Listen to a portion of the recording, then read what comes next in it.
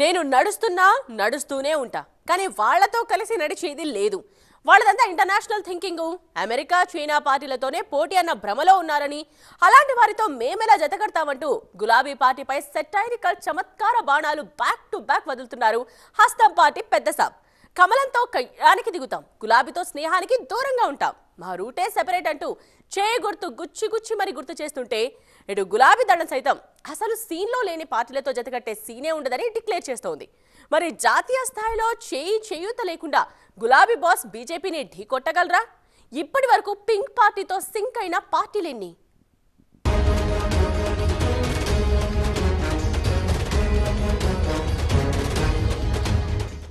రాష్ట్ర స్థాయిలో కాదు, జాతీయ స్థాయిలో కాదు, ఇంటర్నేషనల్ స్థాయిలో పోరాడమనండి, మేము చూస్తాం. అమెరికా చైనాతో కూడా ఎన్నికల్లో పోటీ చేయమనండి, మేము స్వాగతిస్తాం. అంతే తప్ప రాష్ట్రానికి వచ్చినా దేశానికి వచ్చినా పొత్తులు మొక్కజొన్న కంకులు లాంటివి మా దగ్గర కుదరవు. అందులోనూ టీఆర్ఎస్ తో అస్సలు కుదరవు. మా దృష్టిలో బీజేపీ టీఆర్ఎస్ ఒకే గూటి పక్షులు. ఆ గూటిలో దోచుకున్నవి దాచుకున్నవే తప్ప ప్రజలకు ఉపయోగపడేది ఒక్కటి లేదు అంటూ grand old party future leader Rahul Gandhi పొత్తులపై కుండ బద్దలు కొడుతూ టీఆర్ఎస్ పై విసిరిన సెటైరికల్ రాజకీయ చమత్కారం ఇది. If he believes that he's running a global party, that's also acceptable, that's also fine. So these are all things that he can do and he can imagine. He's welcome to think that no, I'm running an international party, one that is also fighting elections in the United States and fighting in China and other countries. Good, no problem, we are perfectly happy to accept it. ఇది రాహుల్ సాబ్ satirical stunt. దేశ రాజకీయాల్లో రాణించాలంటే, బీజేపీకి వ్యతిరేకంగా పోరాడాలంటే, బీజేపీకి అధికారం దూరం చేయాలంటే Congress support తప్పనిసరి అన్నది బీజేపీయేతర పక్షాల్లోని కొన్ని పార్టీల భావన. కాంగ్రెస్ ఎంతలా బలహీనపడినా అధికారంలోకి వచ్చే సత్తా ప్రస్తుతానికి లేకున్నా కింగ్ మేకర్ అన్నది జాతీయ స్థాయిలో రాణించాలనుకునే పార్టీలు చెప్పే మాట.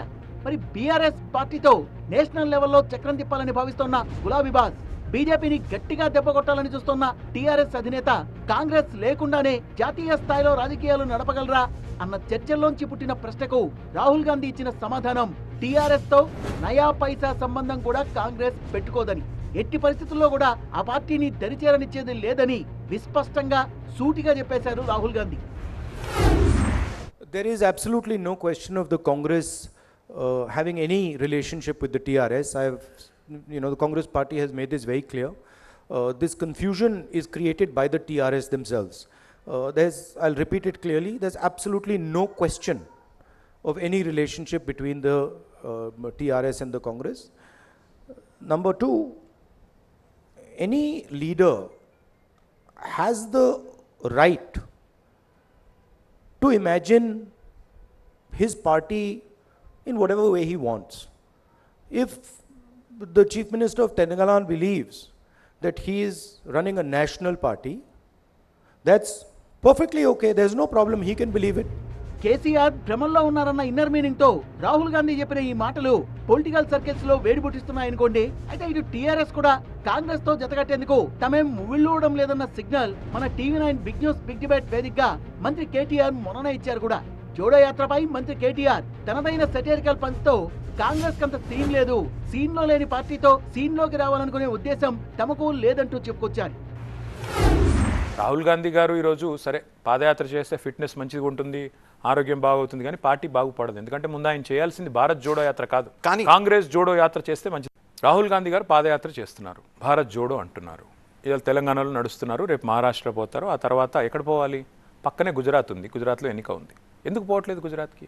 ఏంటి మీ అండర్స్టాండింగ్? ఇలాంటి నాయకుడితో ఏం పోరాడతారండి? ఇలాంటి నాయకుడితో ఆ పార్టీకి ఉనికి ఉంటుంది, భవిష్యత్తు ఉంటుందా? రెండు పార్టీల మధ్య కత్తులే తప్ప పొత్తులు లేవన్నది సుస్పష్టమైంది. కాంగ్రెస్ బీజేపీ లేని దేశం కావాలన్నది టీఆర్ఎస్ నినాదం.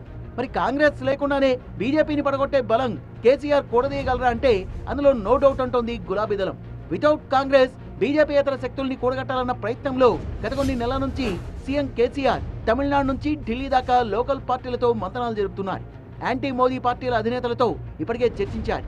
ఇక్కడ గులాబీ బాస్ కలిసిన నేతల్లో తమిళనాడు సీఎం స్టాలిన్ ప్రాతినిధ్యం వహిస్తున్న పార్టీ ఆల్రెడీ కాంగ్రెస్ తో పొత్తులోనే ఉంది.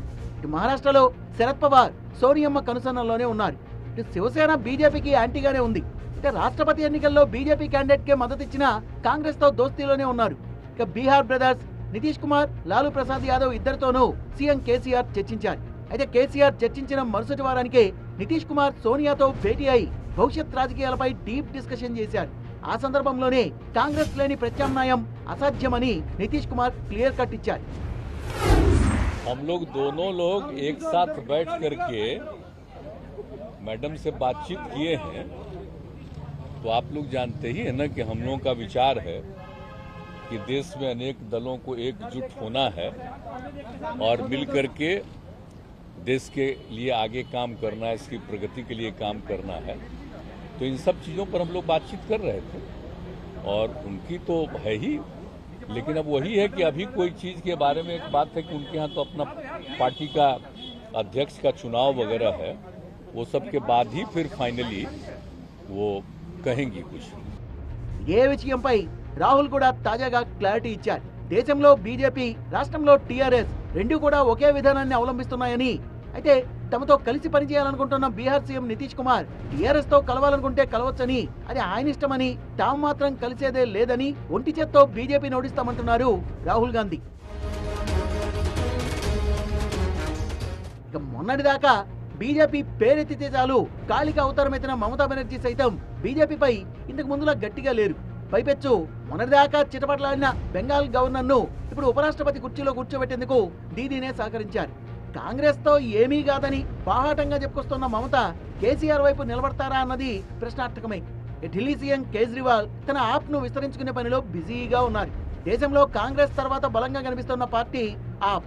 మరి ఆప్ అధినేత ప్రస్తుతం బీజేపీకి యాంటీనే, కానీ కేసీఆర్ తో దోస్తీకి సై అంటారా లేదా అన్నది మాత్రం అనుమానమే అన్నది విశ్లేషకుల మాట. ప్రస్తుతం కేసీఆర్ వెంటన్నది వామపక్షాలు మాత్రమే. లెఫ్ట్ పార్టీల భావజాలాన్ని చెన్నూరు సభలో ఆకాశానికి ఎత్తేశారు సీఎం కేసీఆర్. ఇలా వామపక్షాలు టీఆర్ఎస్ కలిసి ఈ దేశంలో ప్రజాస్వామ్యాన్ని నిలబెట్టడానికి అనేక ప్రయత్నాలు చేస్తూ ఉన్నాం. భవిష్యత్తులో కూడా కలిసే కొట్లాడదాం, అన్ని రకాలుగా ముందుకు పోదాం. కానీ ఒక్క మాట మాత్రం చెప్తున్న సూచనప్రాయంగా, నిన్న మొన్న మీరు టీవీలలో చూసారు కదా, అది గింతే, కానీ దొరికిన దొంగ గింతున్నది. ఢిల్లీ పీఠమే దుమ్మురేగిపోయే పరిస్థితి ఉన్నది. రాబోయే రోజులలో అవన్నీ బయటపడతాయి. ఈ దుర్మార్గులను కూకటి వేలతో పీకేసి బంగాళాఖాతంలో ఇసిరేస్తే తప్ప ఈ భారతదేశానికి నివృత్తి లేదు. అయితే ఎవరొచ్చినా రాకపోయినా, ఎవరు కలిసినా కలవకపోయినా బీజేపీతో కలబడ్డం మాత్రం పక్కా అన్నది గులాబీ బాస్ మాట. కారణం ఇవన్నీ అంచనా కట్టే తనతో వచ్చే పార్టీల మనోభావాల్ని తెలుసుకునేందుకే బీజేపీయేతర పార్టీ నేతలతో కేసీఆర్ ఇన్నాళ్లు చర్చలు జరిపారని, ఆ పార్టీల మనసుల్లో ఏముందో తెలుసుకున్నాకే ప్లాన్ బిని కూడా సిద్ధం చేసుకున్నారన్నది పొలిటికల్ విశ్లేషణ. ఆ ప్లాన్ బినే కులం, మతం, ప్రాంతం లేని రాజకీయం. అంటే ఏకదమ్న దేశం మొత్తం కాకుండా నెమ్మదిగా బీఆర్ఎస్ ను పక్క రాష్ట్రాల్లోకి విస్తరించాలన్నది కేసీఆర్ పొలిటికల్ స్ట్రాటజీగా తెలుస్తోంది. అందుకే దేశంలో తెలుగువారు ఎక్కువగా ఉన్న నియోజకవర్గాల్లోనే పోటీ చేయాలన్నది గులాబీ బాస్ వ్యూహం. ఆ వ్యూహంలో భాగమే రైతు సంఘాలతో భేటీ. ఆ రైతు సంఘాల భేటీతో వచ్చిన పథకమే రైతులకు ఉచిత విద్యుత్. ఇలా రైతుల బలంతో జాతీయ స్థాయిలో రాణించాలన్నది బీఆర్ఎస్ పార్టీ స్ట్రాటజీగా తెలుస్తోంది. అంతేకాదు ఎమ్మెల్యేల 20 ఎపిసోడ్లో తన దగ్గరున్న కంటెంట్తో ఢిల్లీ పీఠమే చేకవద్దని అంతటి బలమైన ఆధారాలు తన దగ్గరున్నాయంటున్నారు కేసీఆర్. బీజేపీ దూకుడుకు అడ్డుకట్ట వేసే ఆ బ్రహ్మాస్త్రం సమయం, సందర్భం చూసి బయటకొస్తుంది అన్నది గులాబీ శ్రేణుల మాట. మరి ఆ బ్రహ్మాస్త్రాన్ని కేసీఆర్ బీఆర్ఎస్ కోసం అట్టిపెట్టుకున్నారా? అందుకే కాంగ్రెస్ లేకపోయినా, కలిసొచ్చే మిత్రులు రాకపోయినా, ఒంటరిగా అయినా బీజేపీని పడగొడతానన్న ధీమాతో ఉన్నారన్న చర్చ మరోవైపు నడుస్తోంది. మరి బీజేపీని భయపెట్టేంత బ్రహ్మాస్త్రం కేసీఆర్ దగ్గర ఏముంది? ఇప్పుడు ఇదే పొలిటికల్ సర్కిల్స్ లో బిగ్ న్యూస్, బిగ్ డిబేట్.